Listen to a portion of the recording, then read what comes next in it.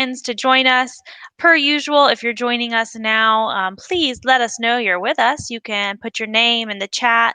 We're going to be talking about cats today, so maybe tell us the name of a cat you live with now, a cat you've lived with in the past, or maybe if you don't never lived with a cat and you'd like to live with one day, you can put that in the chat too. We just would like to know that you're here and with us. We have a really great conversation in store for today. We are going to be talking about some research that has really, I was just saying before we went live here, this is research that from where I'm standing has really caused some exciting ripples in the field. So I see we have some hellos coming in. Hi from Reno, and hello. We have some more people coming in. That is wonderful. So we will go ahead and get started here shortly. As always, for these live conversations, we want to make this as conversational as possible. So if questions come up during our chat today, also pop those into the chat box there, and I'll keep my eye out to ask them to our experts. So without further ado, I want to introduce everyone to Dr. Gretchen Carlisle. Dr. Carlisle has a Bachelor of Science in Nursing and a master's degree in Education and Counseling Psychology. She is also a certified health education specialist. Dr. Carlisle completed her PhD at the University of Missouri's Sinclair School of Nursing, and currently she's a research scientist at the University of Missouri College of Veterinary Medicine Research Center for Human-Animal Interaction. She teaches classes on the human-animal bond, and her program of research explores the critical intersection of companion animals with children and their families. So that kind of tees us up for this conversation around some research that just came out that shows that cats help children with autism. So thank you so much for joining us today. It's such a pleasure to have you. I'm happy to have an opportunity to talk with you.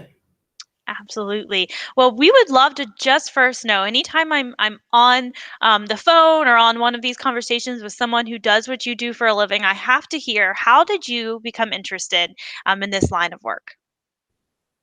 Yeah, I suppose while I work in the human healthcare field, I've always been rather an animal lover, and it was really my time working as a school nurse and the close interaction that I had with many children with special needs, that I saw how positively they were really responding to some of the critters in the classroom, whether that was a fish tank, a guinea pig, or if the teacher brought her dog. And I was just amazed at the positive response from these children. But when I started looking for research, I realized there was so little that was done. And as one of those sort of lifelong learners, I decided to go back to graduate school and study it for myself. That is awesome. I can relate. I love that. And I love how you talked about too, coming from the human health kind of orientation to this.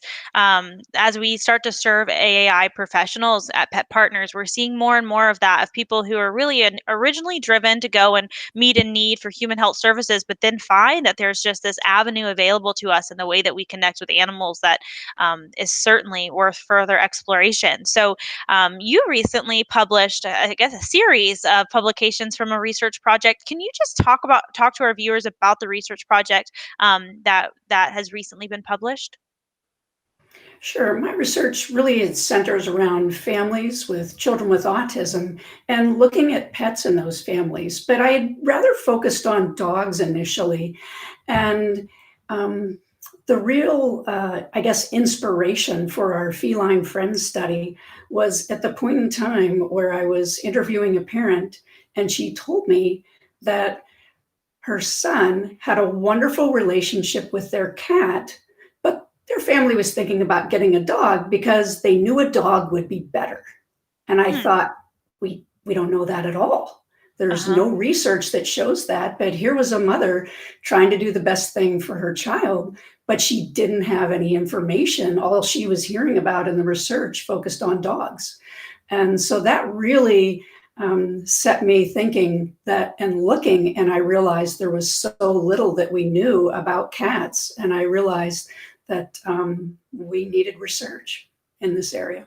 Yeah. That makes a lot of sense. I think there is this assumption, and we see, most of the therapy animals in our program are dogs, and they're wonderful. But I saw we have a cat handler even with us today, Stephen, with Houdini, the therapy cat. So firsthand that it just like people have preferences with everything else in life. People have preferences with the animals that they would like to interact with. So that makes a lot of sense.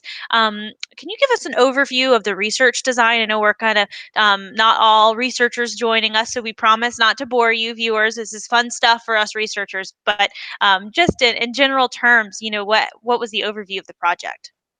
Sure. So the way we set this up was to really look at it as what we would call in science rather the gold standard of science, and that's a randomized controlled trial. So that means when a participant agreed to be a part of this Feline Friends project, they were either randomly assigned to adopt a cat right away, and then we followed them for 18 weeks, or they were assigned to a control group where we followed them for 18 weeks, family as usual, and then they converted to a treatment situation and adopted a cat, and we followed them for another 18 weeks. So that's the way this was set up.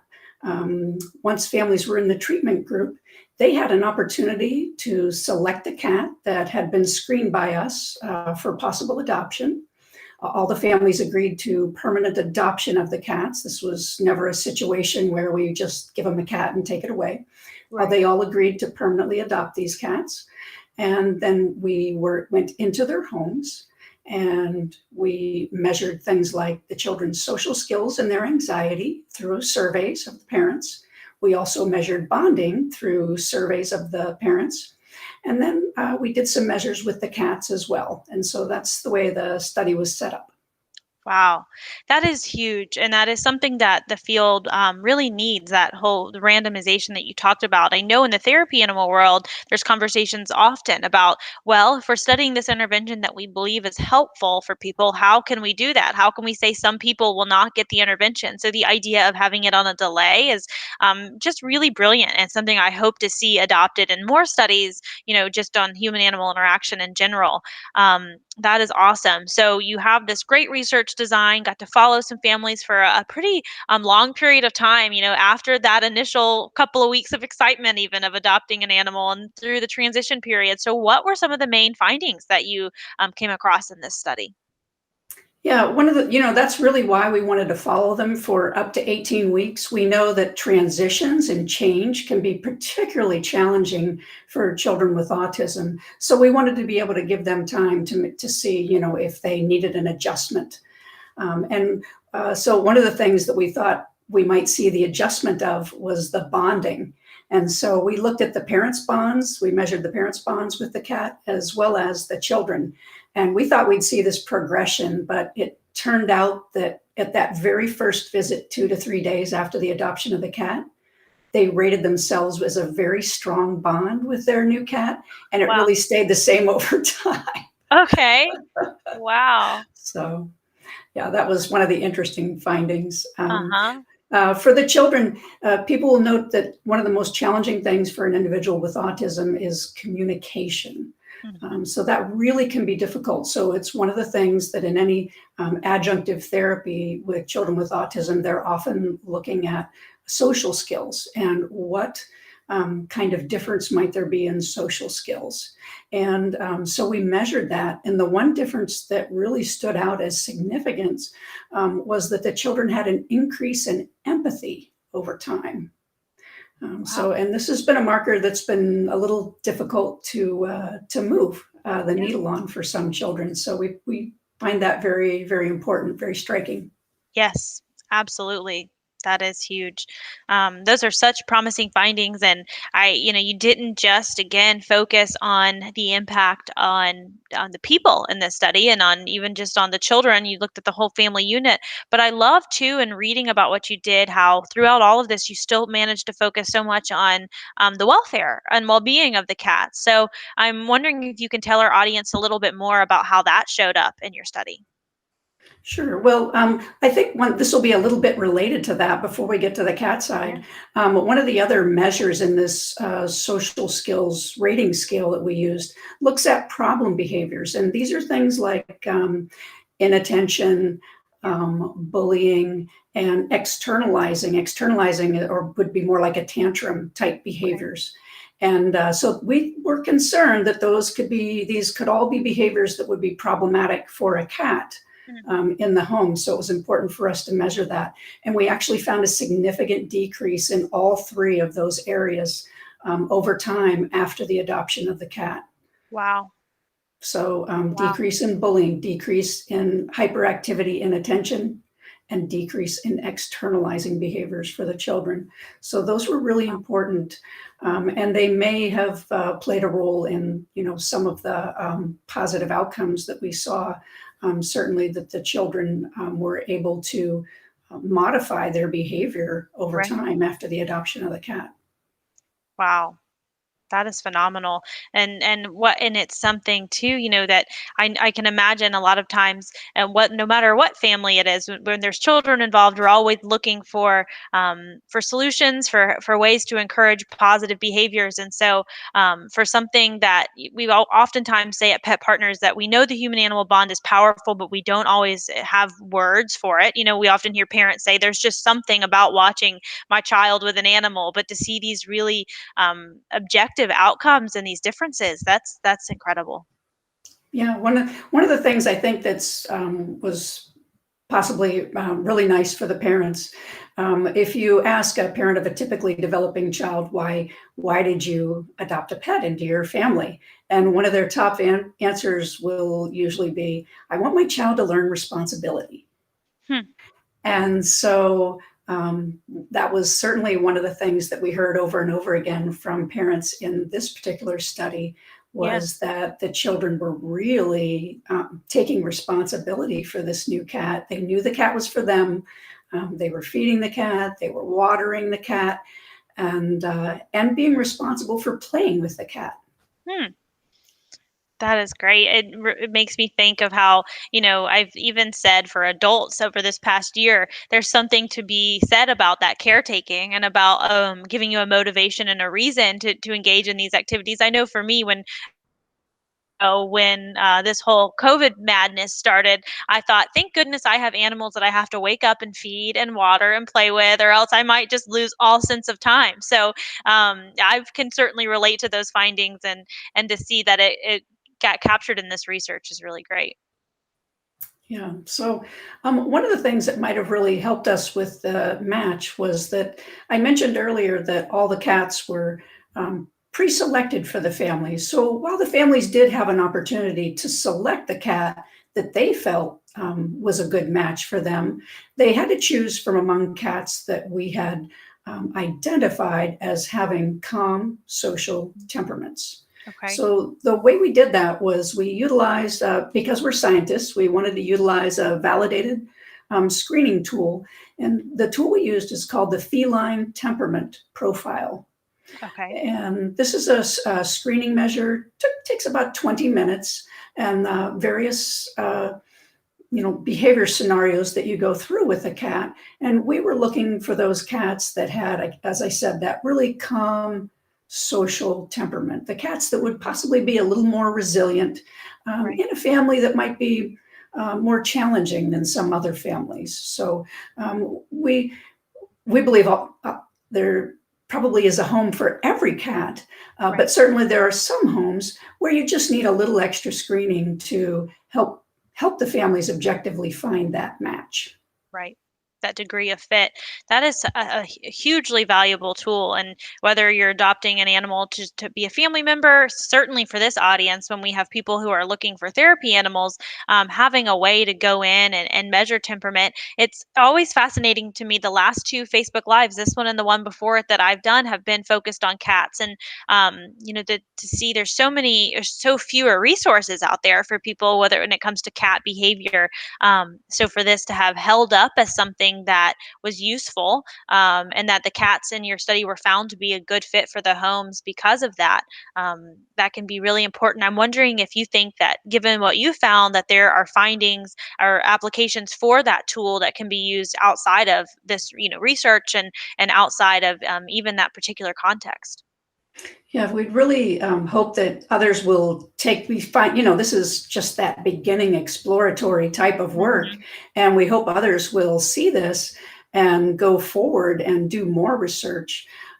Certainly, in looking at that feline temperament profile, we published a paper, and because one of the findings was that there were certain behaviors that were most likely to be predictive of a cat that would qualify for adoption in our study. And some of those behaviors that were the most predictive were cats that were purring and meowing, approaching the raider, Uh-huh. giving those little head bumps Right. and rubs. And those were the behaviors that if a cat was doing those things, it was very predictive that they were going to receive a passing score in our based on our criteria. Wow, that is fascinating. And for our community of rescues, people who work in shelters to help make a determination of degree of fit for an animal in a home, that is huge. And it's something that anyone can go in, even if you're not an animal behaviorist. If you can go in, we notice when a cat is purring. We all know that little headbutt that you're referring to. So that's really powerful. I do hope we see more studies on that, and I would love to see studies too on how that relates to maybe finding cats who are a good candidate for therapy animal interventions. Yes, I think that one of our takeaways was, despite that we had worked with two different shelters, one a local community humane society and the other a private rescue organization, and they both just, I mean, they do a wonderful job with their cats. That they're just passionate about their cats, um, but they weren't particularly good at identifying cats that were going to pass our scoring criteria. Huh. So because they were using I think possibly using their love of cats, as a Uh-huh. type of measure and not having that objective tool, it was more difficult for them. I mean, there were cats we thought, oh, this cat will definitely, this is such a lovely cat, but they didn't pass our scoring criteria.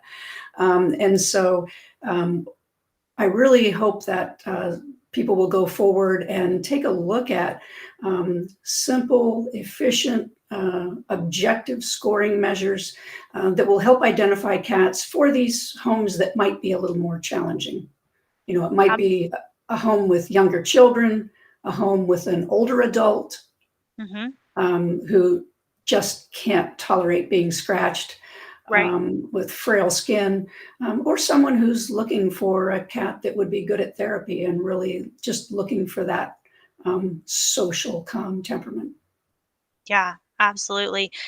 What you just said is resonating with something that I learned that was so valuable, even when it comes to therapy animal work with my dogs. But we do tend to be, whether we're a shelter worker who is in there because we love animals and we have our unique relationship with all of them, we can be so accidentally biased in the way that we perceive our animals. Right? I know I am, and so I remember being taught to chart, what is my animal doing, and to just notice the behavior and then taking their perspective, make inferences.